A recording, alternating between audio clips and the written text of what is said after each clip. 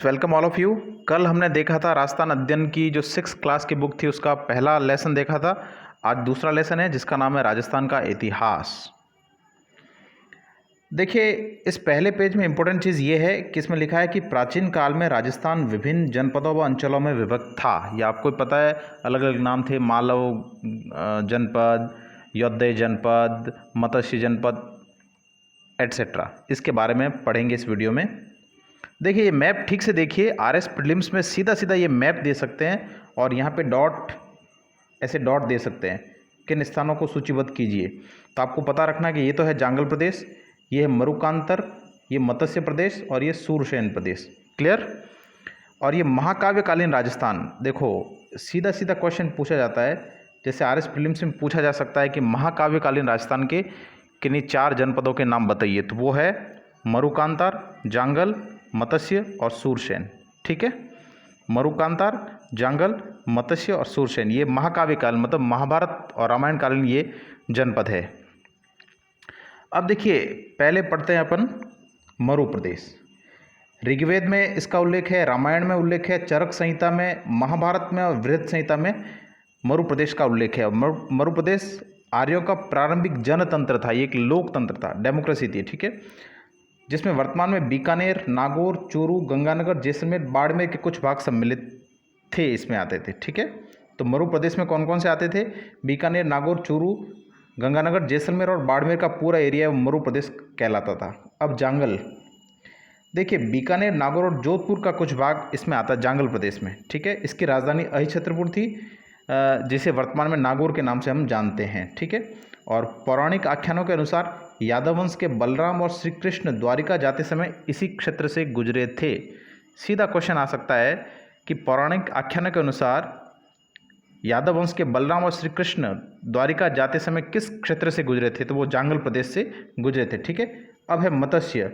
इसका उल्लेख ऋग्वेद में है और महाभारत में मत्स्य जनपद की राजधानी विराटनगर थी, बैराट थी। ठीक है, और वर्तमान में ये अलवर जयपुर के मध्य स्थित क्षेत्र है। इसका वर्णन वैनसांग जो चीनी यात्री था उसने भी किया था। आगे बढ़ते हैं। देखिए, यह मौर्योत्तरकालीन राजस्थान। मौर्योत्तरकालीन राजस्थान के क्षेत्र है, जनपद है यौध्य, अर्जुनायन, मालव और शिवी। सीधा क्वेश्चन आ सकता है कि मौर्योत्तरकालीन राजस्थान के किन्हीं 4 जनपदों के नाम बताइए, प्रीलिम्स में आ सकता है। तो आपको याद रखना है। अब इसको याद कैसे रखना है? ऐसे रख सकते हैं कि योद्धा, 3 योद्धा है, एक का नाम अर्जुन है, एक का नाम मालव है और एक का नाम शिव है। शिव, अर्जुन और मालव ये योद्धा थे। ठीक है, मौर्योत्तरकालीन। अब सूरसेन देखते हैं। सूरसेन कहाँ पे? राजस्थान के भरतपुर, धौलपुर, करौली का क्षेत्र है, वो सूरसेन जनपद के अधीन आता था और इसकी राजधानी थी मथुरा। ठीक है, 4वीं शताब्दी ईसा पूर्व के यूनानी लेखकों ने सिकंदर के समय सूरसेन या सौरसेन का उल्लेख किया। देखिए, सूरसेन का उल्लेख 4वीं शताब्दी ईसा पूर्व में आता है। ठीक है, बयाना प्रशस्ति में भी सूरसेन नामक राजवंश का वर्णन मिलता है। ठीक है, सिकंदर के आक्रमण के पश्चात अपनी स्वतंत्रता को सुरक्षित रखने को उत्सुक पंजाब और टक्क की कुछ जातियां राजस्थान में आकर बस गई। इनमें अपने साहस और शौर्य के लिए प्रसिद्ध मालव, शिवी, अर्जुनायन आदि जातियां थी। तो सूरसेन, भरतपुर, धौलपुर, करौली का क्षेत्र है वो सूरसेन के नाम से जाना जाता है और इसकी राजधानी थी मथुरा। क्लियर। अब है शिवी जनपद। देखिए, आधुनिक उदयपुर के पूर्व, पश्चिम और उत्तर का संभागीय प्रदेश, इसमें शिवी जाति का आधिपत्य था। ये शिवी जाति पे पड़ा है। शिवी जनपद जो है ना, वो जाति के आधार पर इस जनपद का नाम पड़ा है। शिवी जाति थी जो उदयपुर के आसपास रहती थी। ठीक है, इसकी राजधानी मध्यमिका या मध्यमिका थी, जिसके अवशेष चित्तौड़ के पास नगरी नामक गांव में मिलते। ठीक है, नगरी चित्तौड़ में है और यहाँ मध्यमिका या मध्यमिका जो राजधानी थी शिवी की, उसके प्रमाण मिलते हैं। ठीक है, इस भूभाग को मेदपाट या प्रागवाट भी कहा जाता था।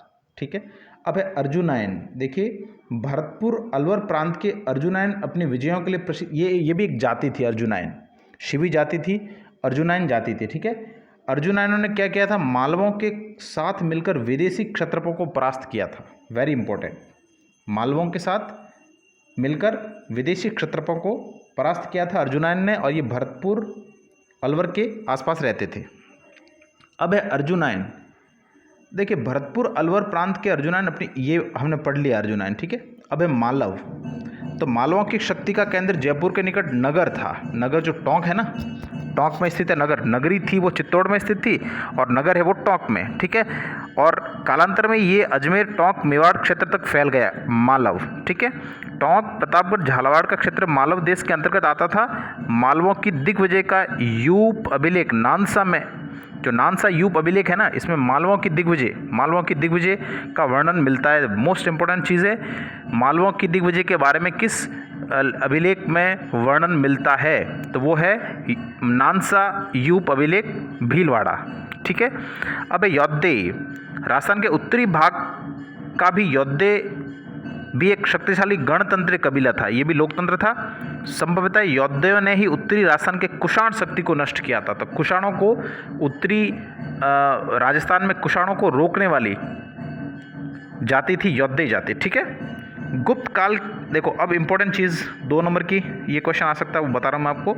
देखिए, गुप्त काल तक भी ये गणतंत्र व्यवस्था अपने अपने क्षेत्र में बनी रही। ऐसा प्रतीत होता है कि गुप्त सम्राटों ने इन्हें अर्ध आश्रित रूप से बनाए रखा, परंतु 5वीं सदी के बाद, यहाँ इंपॉर्टेंट चीज़ आती है, 5वीं सदी के बाद हुण आक्रमणों ने यहाँ के गणतंत्री जनपदों की व्यवस्था को समाप्त कर दिया। मोस्ट इंपॉर्टेंट चीज़, ऐसा क्वेश्चन 2 नंबर का आ सकता है कि भी 5वीं सदी के बाद राजस्थान में गणतंत्री जनपदों की व्यवस्था समाप्त क्यों हो गई, इसका क्या कारण था। तो इसका कारण ये था हुण आक्रमण, ठीक है। और इसका उल्लेख वृहद संहिता में मिलता है। वृहद संहिता नामक ग्रंथ में इनके पतन की चर्चा आती है, ठीक है। अब देखिए, मेवाड़ क्षेत्र, प्राचीन शिवी जनपद वाले क्षेत्र को मेवाड़ शिवी जनपद हमने पढ़ लिया। चित्तौड़, उदयपुर के आसपास का जो क्षेत्र है वो आधुनिक उदयपुर, चित्तौड़, प्रतापगढ़, राजसमंद, भीलवाड़ा जिले मेवाड़ राज्य के क्षेत्र में। अभी जो उदयपुर संभाग पूरा है ना, वो मेवाड़ के अंतर्गत आता था। उसमें डूंगरपुर, बांसवाड़ा को छोड़ दिया जाए। इस क्षेत्र पर 7वीं शताब्दी से आधुनिक राजस्थान के निर्माण तक गुहिल सिसोदिया वंश का राज्य रहा। महाराणा प्रताप के वंशज इन्होंने राज किया यहाँ पे। नागदा, आहड़, कल्याणपुर, चित्तौड़, कोंबलगढ़, चावंड, ये इंपॉर्टेंट नहीं है, यहाँ की बोली मेवाड़ी है। अब वागड़ प्रदेश देखिए, यहाँ एक और इम्पोर्टेंट चीज़ आती है कि राजस्थान में 2 क्षेत्र है वो वागड़ के नाम से जाने जाते हैं। तो सीधा 2 नंबर का क्वेश्चन आ सकता है कि वागड़ प्रदेश के बारे में बताइए। तो वहाँ आपको ये दोनों का उल्लेख अगर आरएस प्रीलिम्स में आप मेंस में करते हैं आप, तो आपको बहुत अच्छे नंबर मिलेंगे। देखिए, पहला है डूंगरपुर बांसवाड़ा वाला एरिया है, वो वागड़ प्रदेश के नाम से जाना जाता है। और दूसरा पिलानी के पास नरहड़, भादरा, नौहर और कन्ना का क्षेत्र, पिलानी, नरहड़, भादरा, नौहर और कन्ना का क्षेत्र जो है ना, वो भी वागड़ के नाम से जाना जाता है। ये हमें किसी और किताब में नहीं मिलते, लक्ष्य में नहीं मिलेगा आपको, पैनोरमा में नहीं मिलेगा, लेकिन इसमें मिला ये इंपॉर्टेंट चीज़ है, ठीक है, कि वागड़ के नाम से ये भी एक क्षेत्र जाना जाता है, ठीक है। अब मारवाड़ देखिए, प्राचीन मरु प्रदेश की कालांतर में, प्राचीन जो मरु प्रदेश था ना, हमने पढ़ा मरु प्रदेश, उसे ही मारवाड़ वर्तमान में मारवाड़ कहते थे, ठीक है। 7वीं सदी में से मंडोर क्षेत्र पर गुर्जर प्रतिहारों ने शासन किया, ठीक है। अब है हाड़ौती क्षेत्र, आधुनिक बूंदी कोटा का क्षेत्र हाड़ौती कहलाता है। हाड़ौती में आपको पता ही है 4 कोटा, बूंदी, 12 झालावाड़ आते हैं। प्राचीन काल में इस भूभाग पर मीणा जनजाति का आधिपत्य था, ठीक है। मीणा वंश का बूंदा के नाम से भी बूंदी का नामकरण हुआ। जो बूंदी का नामकरण है वो मीणा शासक बूंदा था, उसके नाम पे पड़ा। कालांतर में चौहान वंश की हाड़ा शाखा ने इस क्षेत्र पर अधिकार कर लिया, तभी से इस भूभाग को और यहाँ की बोली को हाड़ौती कहा जाने लगा। अब एक मैप देखते हैं। देखिए, मोस्ट इंपॉर्टेंट मैप ऐसा कैसा उठा के आरएस प्रीलिम्स में दिया जा सकता है। तो इस क्षेत्र को माड़ कहते हैं। जैसलमेर का जो एरिया है ना, उसे माड़ या वल के नाम से भी जाना जाता है। ये मारवाड़ का क्षेत्र है, ये ढूंढाड़ है, ये शेखावटी क्षेत्र है, ये मेवात जो अलवर भरतपुर का क्षेत्र है, ये हाड़ौती हो गया, कोटा, बूंदी, 12 झालावाड़, ये मेवाड़ क्षेत्र हो गया, और ये वागड़ प्रदेश हो गया। क्लियर, ये मैप ऐसे आ सकता है, आप इसे आराम से याद कर लीजिए। अब है ढूंढाड़ क्षेत्र। देखिए, जयपुर और उसके आसपास का जो क्षेत्र है ना, वो ढूंढाड़ के नाम से प्रसिद्ध रहा है। 12वीं सदी में कछवा राजपूतों ने यहाँ की स्थानीय जनजाति के मीणा और बड़ गुर्जरों को परास्त कर अपने राजवंश की नींव डाली। तो इसका मतलब ढूंढाड़ क्षेत्र में पहले मीणा और बड़ गुर्जर थे ना, वो राज करते थे। फिर कछवाओं ने उनको पराजित करके राज करना शुरू कर दिया, और ये क्षेत्र जयपुर और उसके आसपास का क्षेत्र है, वो ढूंढाड़ के नाम से जाना जाता है। अब मेवात, अलवर भरतपुर का क्षेत्र है, मेव जाति की अधिकता रही। ये मेव मुसलमान है, इनकी अधिकता वहाँ अभी भी है, इसलिए इस क्षेत्र को मेवात के नाम से जाना जाता है। मेवातियों का प्रसिद्ध नायक हसन खां मेवाती था। ये इंपॉर्टेंट क्वेश्चन है। हसन खां मेवाती जो खानवा के युद्ध में राणा सांगा की ओर से बाबर के विरुद्ध लड़ता हुआ मारा गया था। मतलब राणा सांगा की तरफ से लड़ा था, बाबर के विरुद्ध लड़ा था हसन खां मेवाती। वो मेवात क्षेत्र का ही था, ठीक है, और मेवातियों का प्रसिद्ध नायक था वो। आगे बढ़ते हैं। इन सब अंचलों के अतिरिक्त भी राजस्थान के कुछ अन्य क्षेत्र जैसे जैसलमेर को मांड या वल, मैंने पहले बताया जैसलमेर को मांड या वल के नाम से जाना जाता है। जोधपुर का जो दक्षिण भाग है उसको गुर्जरितरा बोलते हैं। प्रतापगढ़ को कांठल, झालावाड़ का क्षेत्र मालवा, चूरू झुंझुनू सीकर का क्षेत्र शेखावटी और ब्यावर अजमेर का क्षेत्र मेरवाड़ा के नाम से जाना जाता है। 10 नंबर का क्वेश्चन आ सकता है कि प्राचीन काल में राजस्थान किन किन जनपदों में विभक्त था, विभिन्न जनपदों का उल्लेख कीजिए। तो 10 नंबर का क्वेश्चन हो सकता है। इसमें आप मेवाड़ का उल्लेख कीजिए, मरु प्रदेश का उल्लेख कीजिए, मारवाड़ का उल्लेख कीजिए, ढूंढाड़ प्रदेश का उल्लेख कीजिए, मालव प्रदेश का उल्लेख कीजिए, योद्धे प्रदेश है, मत्स्य प्रदेश है, सूरसेन प्रदेश है, इन सब का उल्लेख कीजिए। 10 नंबर का क्वेश्चन इजी वे में बन सकता है, ठीक है। ये आपका लेसन पूरा हुआ। अब यहाँ देखिए क्वेश्चन देखते हैं। मत्स्य जनपद की राजधानी तो विराटनगर। कोटा बूंदीवाला क्षेत्र क्या कहलाता है? हाड़ौती प्रदेश। ब्यावर अजमेर का क्षेत्र मेरवाड़ा, मेरवाड़ा के नाम से जाना जाता है। जयपुर और उसके आसपास के क्षेत्र की भाषा क्या है? ढूंढाड़ी, है ना, क्योंकि ढूंढाड़ प्रदेश है इसलिए इसकी भाषा भी ढूंढाड़ी है। महाभारत कालीन किन्हीं 2 जनपदों के नाम तो हमने पहले पढ़े थे, सूरसेन, मत्स्य, ये महाभारत कालीन थे, ठीक है। शेखावटी के नाम से कौन से जिले शेखावटी में कौन से जिले आते हैं? जयपुर और इसके चूरू झुंझुनू सीकर, ये वाला एरिया शेखावटी। हसन का मेवाती कौन था? ये जो मेवात क्षेत्र का प्रसिद्ध नायक था जिसने राणा सांगा की तरफ से बाबर के विरुद्ध खानवा के युद्ध में लड़ा था, ठीक है। 5वीं सदी के बाद राजस्थान के गणतंत्र, मोस्ट इंपोर्टेंट क्वेश्चन 2 नंबर का आ सकता है आरएस प्रीलिम्स में, कि 5वीं सदी के बाद राजस्थान के गणतंत्री जनपदों की व्यवस्था समाप्त क्यों हो गई? क्योंकि हूण आक्रमण हो गए। हूण आक्रमणों के बाद ये जनपदीय व्यवस्था खत्म हो गई और इसका उल्लेख बृहद संहिता में मिलता है। ये 2 आप फैक्ट यूज कीजिए, आपको बहुत अच्छे नंबर मिलेंगे। किन्हीं 3 जनपदों या अंचलों के नाम, तो बहुत सारे जनपद अंचल मैंने आपको इसमें बता दिए, ठीक है। अब देखते हैं तीसरा पार्ट, अध्याय 3, इतिहास जानने के स्रोत, ठीक है। तो आपको पता है इतिहास के स्रोत पुरातात्विक स्रोत और साहित्यिक स्रोत है। पुरातात्विक स्रोतों में देखें तो अभिलेख है, मुद्राएं हैं, ठीक है, ये आते हैं इनमें। स्मारक है, कलाकृतियां हैं, उत्खनन से जो भी सामग्री प्राप्त होती है वो सारी ये पुरातात्विक स्रोत है, ठीक है।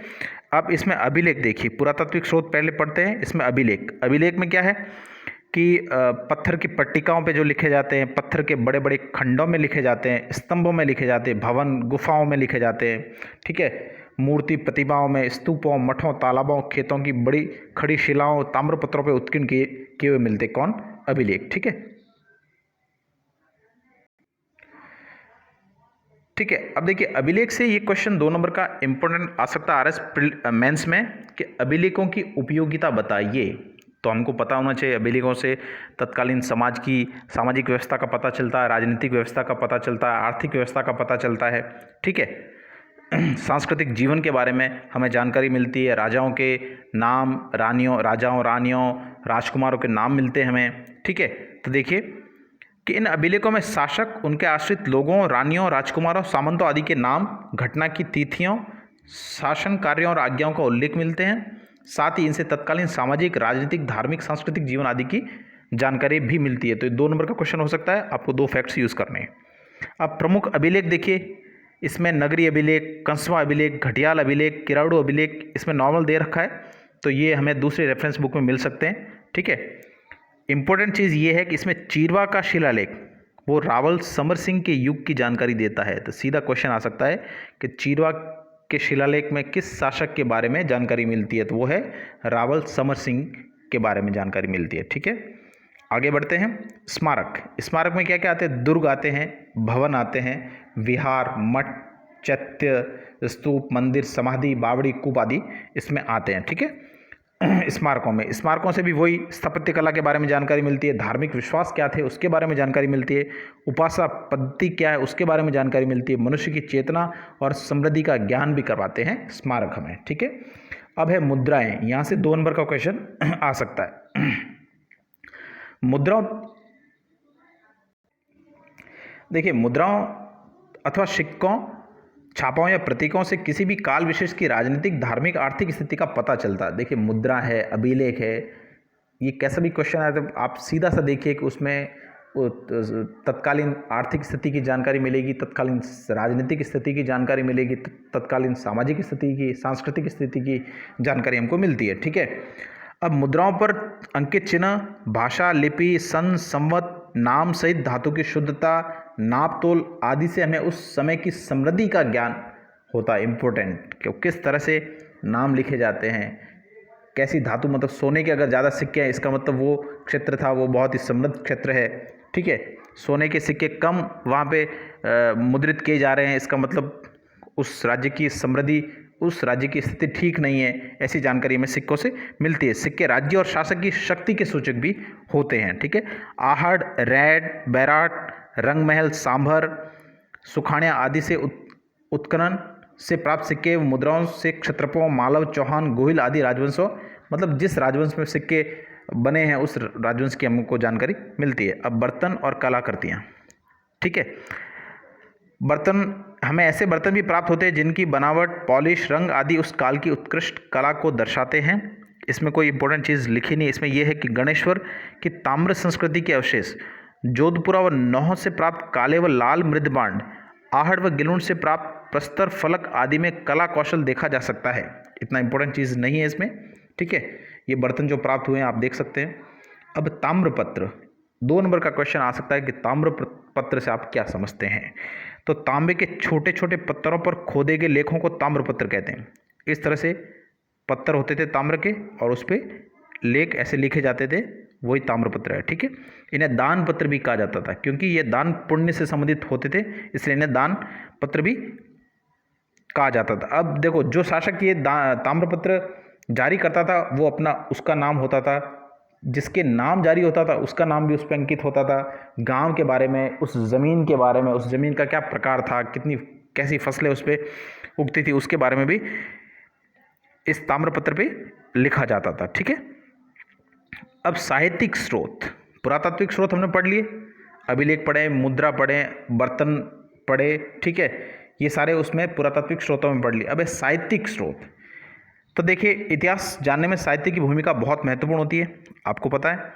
अब देखिए राजस्थान के प्राचीन इतिहास को जानने में वेद पुराण, रामायण, महाभारत, बौद्ध व जैन ग्रंथों से सहायता मिलती है। ठीक है। फिर 12वीं सदी के उत्तरार्ध में जयानक पृथ्वीराज विजय महाकाव्य, पृथ्वीराज विजय महाकाव्य किसने लिखा? जयानक ने लिखा। और पृथ्वीराज चौहान के बारे में हमें जानकारी मिलती है, चौहानों की उपलब्धियों का वर्णन इसमें मिलता है पृथ्वीराज विजय में। ठीक है। फिर नयन चंद्र सूरी था ना, उसने लिखा अमीर महाकाव्य। तो जयानक लिखा पृथ्वीराज ने, पृथ्वीराज विजय लिखा जयानक ने, और हमीर महाकाव्य लिखा नयन चंद्र सूरी ने। और दोनों से चौहानों के इतिहास के बारे में जानकारी मिलती है। रणथंभौर पर अलाउद्दीन के आक्रमण की घटना का उल्लेख हमीर महाकाव्य में नयन चंद्र सूरी ने किया। ठीक है। इसके बाद पृथ्वीराज रासो, अचलदास खींचरी वचनिका, पद्मनाभ कृत कानड़देव प्रबंध जो लिखा ना वो पद्मनाभ ने लिखा। ठीक है। और बीकानेर के दलपत सिंह कृत दलपत विलास लिखा दलपत सिंह ने। और वचनिका जो है ना, खिड़िया जगहकृत वचनिका आदि विशेष उल्लेखनीय है। ठीक है। अब इसमें याद क्या रखना आपको कि अमीर महाकाव्य नयनचंद सूरी ने लिखा और पृथ्वीराज विजय जैनक द्वारा लिखा गया है। ठीक है। और कानड़देव प्रबंध है वो पद्मनाभ द्वारा रचित है। ठीक है। ख्यात विषयक साहित्य में प्रसिद्ध राजपूत राजवंशों की स्थापना, राजाओं का वंशक्रम, राज्य क्षेत्र आदि का वर्णन होता है। जो ख्यात जो लिखे गए थे, दयालदास ख्यात है, बांकीदास ख्यात है, जोधपुर राज्य की ख्यात है। तो इसमें राजाओं का वंशक्रम, उनकी प्रशंसा की जाती थी। ठीक है। अब कर्नल जेम्स टॉड कृत annuls and antiquities of Rajasthan और पश्चिम भारत की यात्रा, 2 किताबें इसने लिखी थी, annuls and antiquities of Rajasthan और पश्चिमी भारत की यात्रा। फिर सूर्यमल मिश्रण जो बूंदी के थे, बूंदी के महाकवि, और इन्होंने वंश भास्कर, सूर्यमल मिश्रण नाम नहीं है, सूर्यमल मिश्रण है। ठीक है। मिश्रण एक जाति है, ये चारणम जाति होती है। तो सूर्यमल मिश्रण का वंश भास्कर, श्यामलदास द्वारा कृत वीर विनोद, श्यामलदास जो है ना कवि राजा श्यामलदास, इन्होंने लिखा वीर विनोद। ठीक है। और हीराचंद, गौरीशंकर हीराचंद ओझा, इन्होंने मारवाड़ राज्य का इन्होंने लिखा उदयपुर, जोधपुर, सिरोही, डूंगरपुर, बांसवाड़ा, प्रतापगढ़ का इतिहास गौरीशंकर हीराचंद ओझा ने लिखा। और विश्वेश्वर नाथ रेऊ ने मारवाड़ राज्य का इतिहास, ये मोस्ट इंपोर्टेंट क्वेश्चन आ सकता है, मारवाड़ राज्य का इतिहास किसने लिखा? तो वो है विश्वेश्वर नाथ रेऊ। ये कश्मीरी ब्राह्मण थे, ठीक है। ये कर्नल जेम्स टॉड है, ये गौरीशंकर हेराचंद ओझा है और एक कवि राजा श्यामल दास है, ठीक है। अब क्वेश्चन देखते हैं। वंश भास्कर के लेखक है सूर्यमल मिश्रण। प्रशंसा में लिखे गए अभिलेखों को प्रशस्ति कहा जाता है। संस्कृत में उत्कीर्ण रावल समर सिंह के युग की जानकारी, समर सिंह के युग की जानकारी कौन सा? चीरवा का शिलालेख जो है ना, वो रावल समर सिंह के युग की जानकारी देता है। राजस्थान के किन्हीं 3 प्रमुख दुर्गों के नाम, बहुत सारे दुर्ग है। पुरातात्विक स्रोत किन्हें कहा जाता है, वो हमने पढ़ लिया है, ठीक है। मुद्राओं का योगदान क्या है? उस समय की आर्थिक स्थिति, सामाजिक स्थिति, सांस्कृतिक स्थिति, राजनीतिक स्थिति के बारे में जानकारी मिलती है। उस राज्य की समृद्धि के बारे में जानकारी मिलती है, शासक की शक्ति के बारे में जानकारी मिलती है, ठीक है। ताम्रपत्र किसे कहते हैं, इसमें क्या जानकारी मिलती है वो हमने पढ़ लिया। और राजस्थान के प्रमुख ऐतिहासिक ग्रंथों की जानकारी। वीडियो आपको कैसा लगा ज़रूर बताइएगा। Thank you very much.